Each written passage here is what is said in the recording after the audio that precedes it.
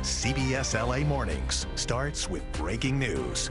Breaking at 6, President Trump says the United States has joined Israel in major combat operations in Iran aimed at regime change. Israeli sources say daylight strikes targeted Iran's supreme leader and other top government officials. And CBS LA's Christian Benavides reports Iran has launched counterstrikes on U.S. bases. Smoke could be seen rising over Tehran's skyline after the U.S. and Israel carried out military strikes on targets across Iran early Saturday. President Trump threatened the Iranian regime for weeks to make a new deal to rein in its nuclear program, and before that, threatened it over its violent crackdown on protesters in January. The president posted this video message overnight. When we are finished, take over your government. It will be yours to take. Prime Minister Benjamin Netanyahu also confirmed the assault in a separate video message. Sirens were heard throughout Tel Aviv and Jerusalem as Israelis took shelter underground. Hospital patients, including babies, were moved to a protective area. Iran has launched its own retaliatory strikes, targeting Israel and U.S. bases in the region. This explosion was seen in Bahrain, near a U.S. naval base. And smoke could be seen in Doha, the capital of Qatar, a U.S. ally. In the run-up to the strikes, the U.S. military moved over a dozen naval ships and aircraft toward the Middle East as the Trump administration waged a pressure campaign on Iran and engaged in indirect nuclear talks with Iranian officials. The Omani foreign minister, who is mediating the talks, spoke to CBS's Margaret Brennan Friday. I am confident and in my assessment of the way the talks are going. But now Trump is telling military members and police in Iran to lay down their arms. You must lay down your weapons and have complete immunity, or in the alternative, face certain death. The U.S. conducted targeted strikes in Iran last year. This time, the military dubbed the assault Operation Epic Fury. Christian Benavides, CBS News. And stay with CBS LA as we track these developments throughout the day. All right, let's head over to Chloe Carlson now with your first look at your weather. Chloe, I am loving it. I drove up to Goleta yesterday and just soaked it all in. It was so nice. It's amazing. I know. I had to run my AC in my car yesterday. It is just gorgeous outside. Going to be another beautiful day on tap for us. Take a live look right now. This is our Malibu cam showing us a view of the Santa Monica Pier. But let's get a closer look at that Santa Monica Pier. Yeah, gorgeous as that sun starts to come up. 62 degrees right now. And Amanda and Rachel, it is only getting warmer as we get into today. Take a look at our highs today. If you did not have plans outside, change that. Get outside because it's going to be nice and warm. 84 for the high in downtown today. 90 degrees in Chino and Riverside. We are going to be cooling down, though. We'll talk about that coming up. For now, Amanda and Rachel, back to you. All right, Chloe, thank you so much. And new this morning, prosecutors have charged a teacher at a private school in Calabasas with molesting female students and possession of child pornography. Investigators say 39-year-old Travis Shojinga was arrested on campus at the Viewpoint School on Wednesday after an 11-year-old student reported that he was taking inappropriate photographs of female students. We have reached out to the school for a response, but we have not heard back from them. All right, this story makes me really sad. A case of alleged bullying in the San Fernando Valley. A 12-year-old dies after being attacked at school. The family tells our Gio Insignaris that she was hit in the head with a metal bottle, and now they're demanding accountability.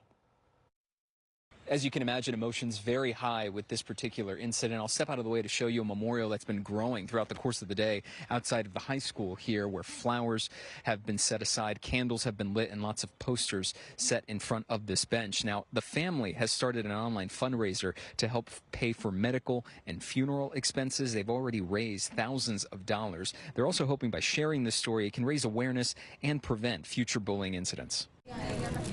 Outside Reseda Charter High School, a growing memorial for 12-year-old Kimberly. She was a student whose life was tragically cut short after what friends and family describe as a bullying incident earlier this month. I feel very bad, destroyed. It's not easy to lose a child. It's not easy to see your child dying in a bed. Kimberly's mom, Elma Chiquipa, says she was attacked at school on Tuesday, February 17th. hit in the head with a metal bottle. Days later, she was rushed to the hospital, where doctors discovered severe bleeding in her brain. Despite multiple emergency surgeries and life support, Kimberly passed away soon after. And I was crying. We were all her close friends. We were crying. She always cared about me and my friends, and like us too. And also that when we felt sad, she will always help us to feel better. Now, friends and family are demanding justice. They want the student responsible for the incident, as well as any teachers or staff who failed to intervene, to be held accountable. Kimberly's mom and classmates are also calling for stronger measures to prevent bullying and protect students. Esto que está pasando existe en muchos colegios. What is happening? There are many schools, and I'm not the only mother fighting for justice for her child. Yo sé que la directora, los profesores también son. I know the principal and the teachers are also parents, and no one would want to lose a child in this way. Meanwhile, surrounded by posters of encouragement and love, Kimberly's family will remember the joy she brought to those around them. Era mi cantante. She loved to sing. She was my singer. Now she sings in heaven for God. As we give you another look at the memorial here, LAPD is investigating this as a homicide. The school district says it is cooperating, but so far there are no word on any arrests or any suspects. Reporting in Reseda, I'm Gio Insignares, CBS LA. Well, the trails by Mount Baldy will remain closed until at least March 20th because of safety concerns. The U.S. Forest Service extended the closure after recent storms brought even more snow and ice to the higher elevations. 3 hikers have died at Mount Baldy this season. Officials warn Mount Baldy during winter is typically mountaineering terrain and not for hiking. New reaction from the bombshell testimony in a lawsuit filed by victims of the Palisades fire. In a taped deposition under oath, an LAFD firefighter said he had concerns about the Lockman fire. This is the fire that eventually reignited into what we now know as the Palisades fire. CBS LA's Jasmine Veal has more from his testimony and new reaction from LA Mayor Karen Bass. So this is the first time that we are hearing from a LA firefighter in his own words about the events that he says took place in and around New Year's Day. So Scott Pike testified as part of a lawsuit filed by 3,000 Palisades fire victims against the city and the state, and residents who lost everything say they are not surprised at this testimony. This is something they had suspected all along. This is my house. Fire, I was stunned. He said, your house is on fire too. For people like Steve Purvis, the pain is still fresh. And I mean, we lost our house. It's a tremendous tragedy for us. Purvis's home and nearly 7,800 other structures burned in the Palisades fire that federal investigators say started after powerful Santa Ana winds possibly rekindled embers from the Lockman fire. A new deposition from veteran firefighter Scott Pike appears to back that up. So I went around and I exposed a couple areas of different sizes, and that's where I noticed hot coals underneath the ashes. I could feel the heat coming off of it, and I didn't even want to use my gloved hand because it was hot. Pike, a 23-year veteran of the Los Angeles Fire Department, claims the Lockman fire was never fully extinguished. Pike was working overtime on January 2nd, 2025, when he says he saw at least 5 areas that were still smoking and extremely hot while picking up hoses. He says he warned a captain the fire could reignite, but his concerns were dismissed. As like, hey, cap, skipper, whatever, we have hot spots. We have some ash pits or whatever. That's an alert to double check the whole area, and maybe we need to switch our tactics. During the deposition, attorneys used this map with an X to show where Pike saw the smoke and the yellow dot indicating the origin of the Palisades fire. In your experience, can an ember blow 200 to 300 feet? Yes, sir. Well, I definitely thought it was very alarming, but it really just reinforced my desire, as well as the chief's, to get the independent investigation. LA Mayor Karen Bass says an independent fire research group already hired by the governor to review the broader January fire response is now examining the Lockman fire. I'm not sure why he wasn't initially interviewed. We're going to have to look into that. Plaintiff attorneys say several other firefighters testified that the fire was out. In a statement Friday, the LAFD also said in part Chief Moore is of course concerned about the differences in the firefighters' testimonies. That concern underscores why the ongoing independent investigation is so important. Earlier this year, Jamie Moore, who took over the Los Angeles Fire Department in November, spoke bluntly about the department's handling of the Lockman fire. The outcome has made it incredibly clear that our mop-up and verification process needed to be stronger. Also in this testimony that we received, firefighters allege that state park officials told them they would patrol the area on Topanga state land after this fire. But California State Park says it is not a firefighting agency and does not direct fire response. Jasmine Veal, CBS LA.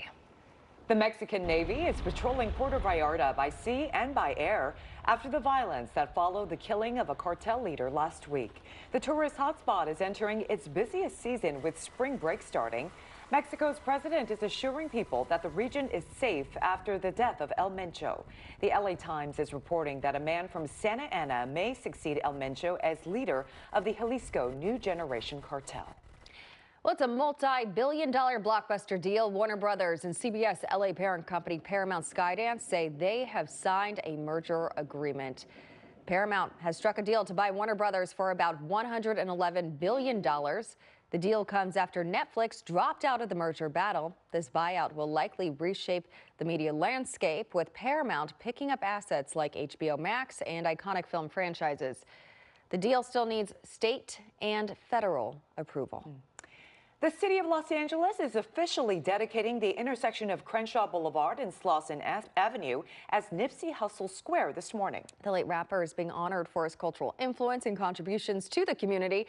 CBS LA's Elise Martinez is live in the Crenshaw district at the intersection where this dedication will take place. Good morning, Elise. Exciting day over there.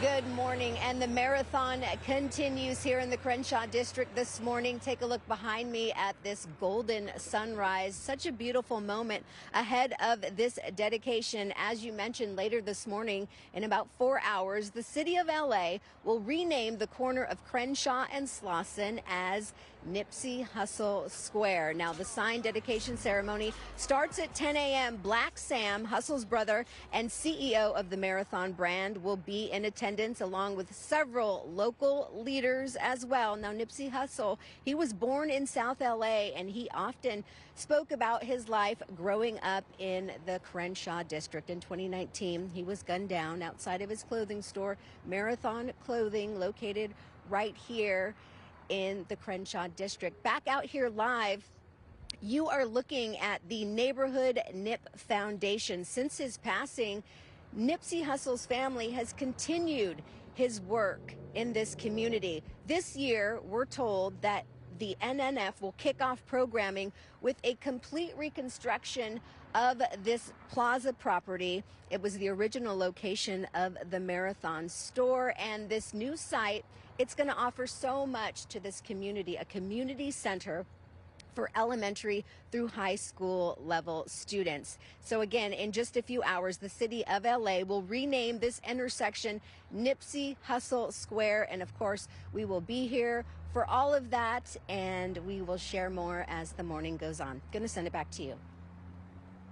All right, Elise, thank you so much. Well, this heart-stopping moment all caught on camera, a woman hanging on for dear life after she slipped below the safety bar on a chairlift. I saw this on Instagram this week and just had to keep rewatching it. Seriously. It was so scary. Ooh. Well, our Hunter Sowards talked to the girl and her twin sister who helped save her.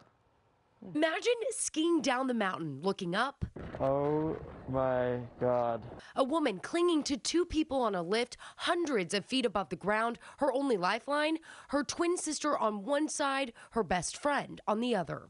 You're not slipping. Before realizing how serious the situation was, Rula DeMiranda's sister Rizel actually took out her phone and started recording. I thought I was gonna die. I totally thought my friend and my sister were not gonna hold on to me. I had that in the bag though. Like I knew I wasn't gonna drop her. I didn't know that. Hold me up! The image of Rula dangling for dear life also caught the attention of people on the lift behind them, who you can hear shouting words of encouragement. Oh, you're good. You're good. You're almost there. You're good. You're good. I was so near death. I like blacked out. Like I did not hear their voices. I didn't hear the voices behind me. Rula says it was a total accident how she slipped below the safety bar, saying she was joking around with her sister when things took a terrifying turn. It's like resting on the bar, and like slipped downwards and like kind of caught herself like here. She was holding on with her like forearms. The two said they didn't really know how deadly the incident could have been until they saw the video afterwards. I saw the video and I was like, oh no, I would have died. Definitely done, hips, knees, everything broken. Like, never would have survived. Here's the moment they finally make it safely to the end of the ski lift. Rula is seen crumpling to the ground before the ski lift comes to a stop, and she was checked out by medics. We're certainly glad everyone is okay. Now, the sisters tell us that this was all one big accident, but they said Big Bear is still considering taking away Rula's Icon Pass, which allows her access to the mountains. Now, we reached out to Big Bear for a statement. They said to us, this is an example for why people should refrain from engaging in distracting and dangerous behavior while on the lifts. Reporting in the studio, we'll send things back to you. Agree with that. All right, Hunter, thank you so much. Time right now is 6:14 coming up. A former fire